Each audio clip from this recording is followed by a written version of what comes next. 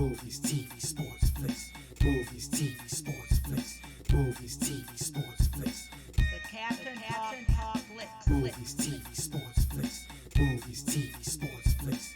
Movies, TV, sports, flicks. The Captain Talk Flicks. Welcome to the Captain Talk Flicks podcast. I'm your host, the Captain Cortez, aka Mr. Love, and this is where we talk flicks. Welcome to the podcast where me, the Captain, talks about movies, TV, sports, flicks, anything you see on the tuber screen. I like to get in and give my unique perspective because after 46 years of being on planet Earth, I've developed a unique perspective about these movies, TV, sports, and flicks, and I'd like to get in and tell you about it. Because just maybe you care. And according to the stats, it looks like you do care. I want to give a big shout out to Los Angeles. Got some plays over in Los Angeles this past week. Gracias, gratitude, todo. In Los Angeles, you are the creative capital of the world. And I appreciate that the creative capital of the world is listening to yours truly, the Captain. It makes me feel like maybe I'm doing something right. Maybe I am. I don't know. We'll figure it out. But thanks for listening. Gracias, gratitude, todo. And just FYI, back day with school to be a radio DJ, but never got a job. I think I never got a job because I just didn't have the focus. If I would have had focus, maybe that would have enabled me to become a radio DJ. But it didn't. And it allowed me to become the greatest podcaster in the Matrix. Something to debate, might be true, might not be true. But I said it on the internet, so it's got to be true, right? Because everything on the internet is facts, not facts, true, false, propaganda, fake news, roads, bridges, planes, trains, automobiles, electric cars, rockets, spaceships, satellites, space stations, telephones. I don't know. I didn't make the internet. Ask the people that made the internet. So when you're online, just be aware, just watch out. Anyways, I can ramble all day, but it won't. Let's get right into the podcast. But first, a word from our sponsor. Ladies and gentlemen, November is winding down. We are about to enter December. And a lot of people in December buy presents, right? A lot of people do that. Maybe you're one of those people. Well, guess what? You probably need to start looking for presents. Well, if you need some presents and you want those presents to be very unique, we got you covered. If you check out the Existing In Fiction Zazzle store, we will find you some unique presents that you will not find anywhere else. Guaranteed. If you want to get somebody something very unique that no one else is going to have, check out the Existing In Fiction Zazzle store and you will find something very unique. So yeah, start shopping for presents, man, because the clock is ticking. Saint Nick will soon be here.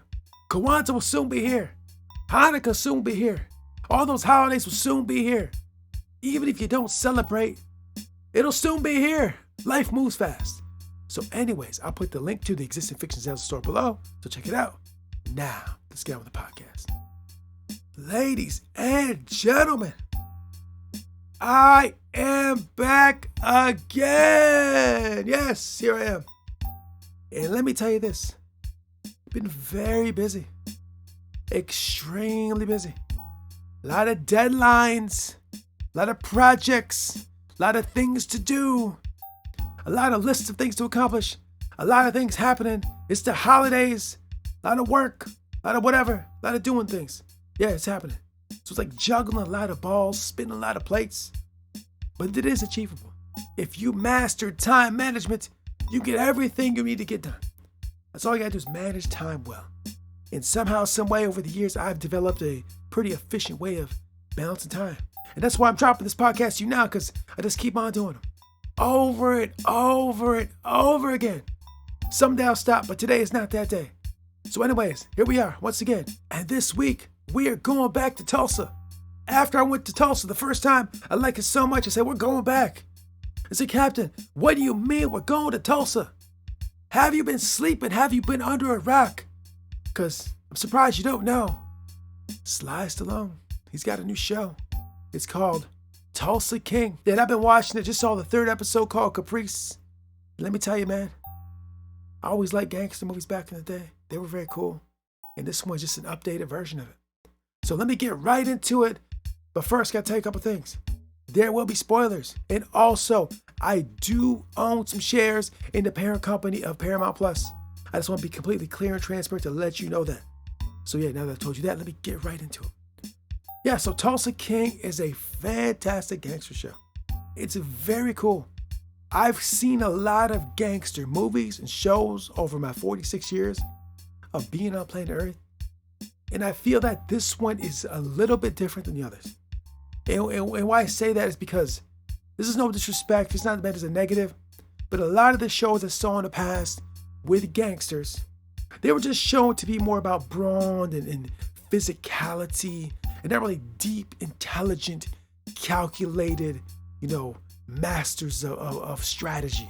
At least in the ones I've seen. Now, I've not seen every gangster flick or every movie, of course. So there may be some out there that are like that.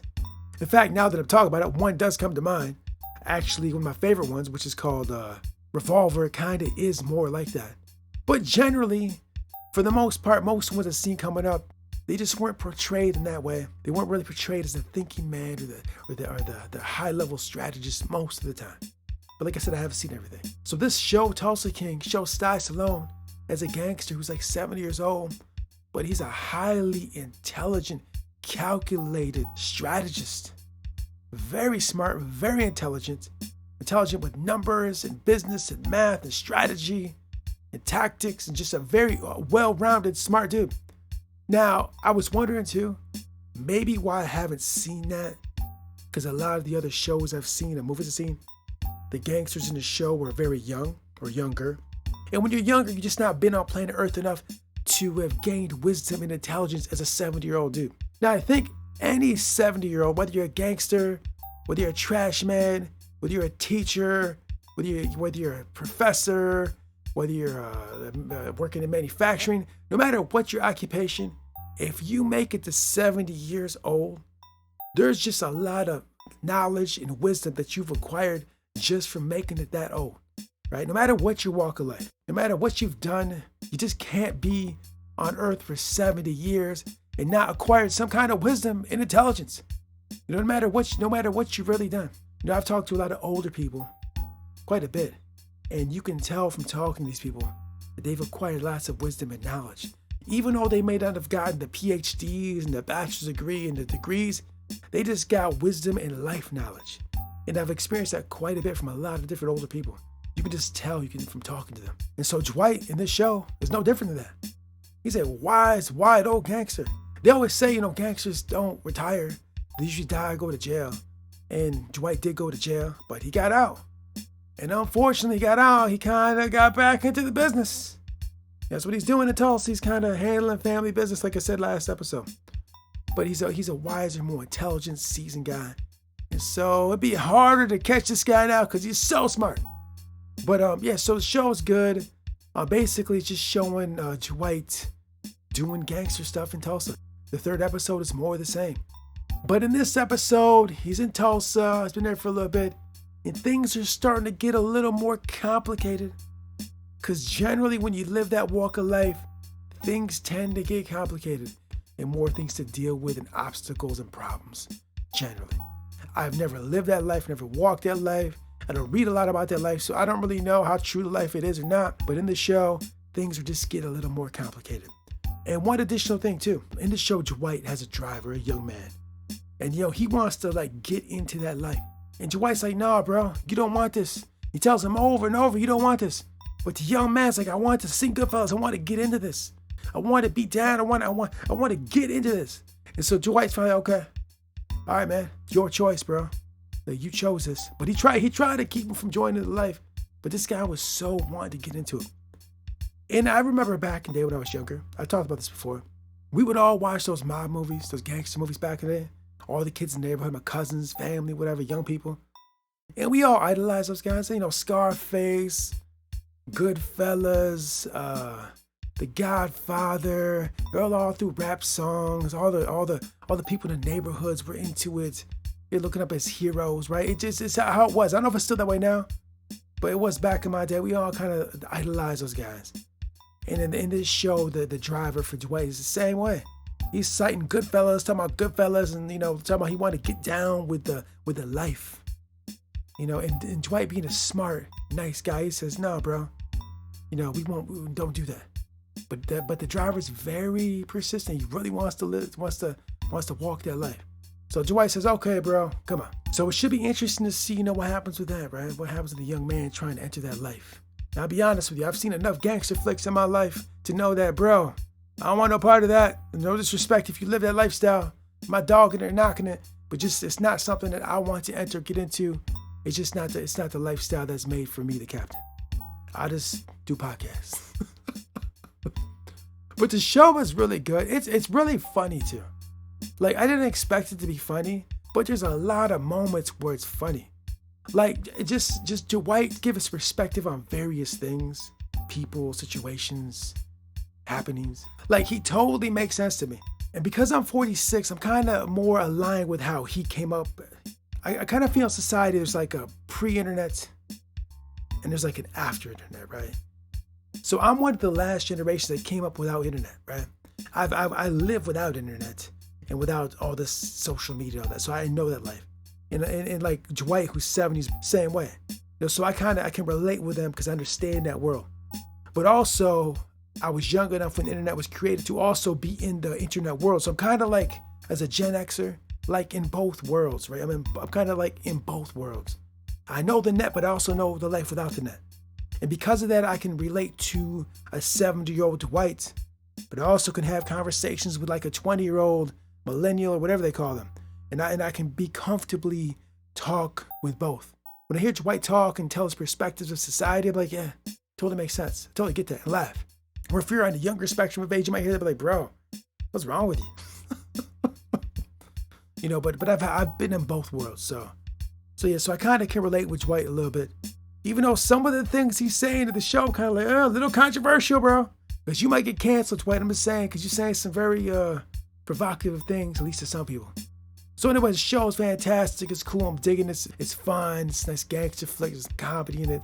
It's very cool. I'm enjoying it. Nice to spend my Sundays watching some gangster stuff. So anyways, very happy to spend my Sundays with Dwight and see the gangster life. Very cool. And one additional thing, from seeing Tulsa these last 3 episodes, it makes me kind of want to go visit Tulsa.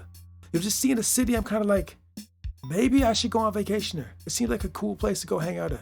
It looks very cool. It really does. It just looks very cool place to kind of chill, have some food, just kind of see the sights. Yeah, so maybe in the future, Tulsa, we have to fly out there and take a vacation and stay at the Mayo and hang out. I don't know. We'll see. So anyways, love the show. Tulsa King is dope. Check it out. It's over at Paramount Plus. I have a feeling if you like gangster stuff, you will like it. So yeah, that's all I want to talk about. And until next time, we'll see. Vision without action is merely a dream. Action without vision just passes the time. Vision with action can change the world. Joel Barker. Until next time, it's Captain Peace. The Captain Talks Flicks.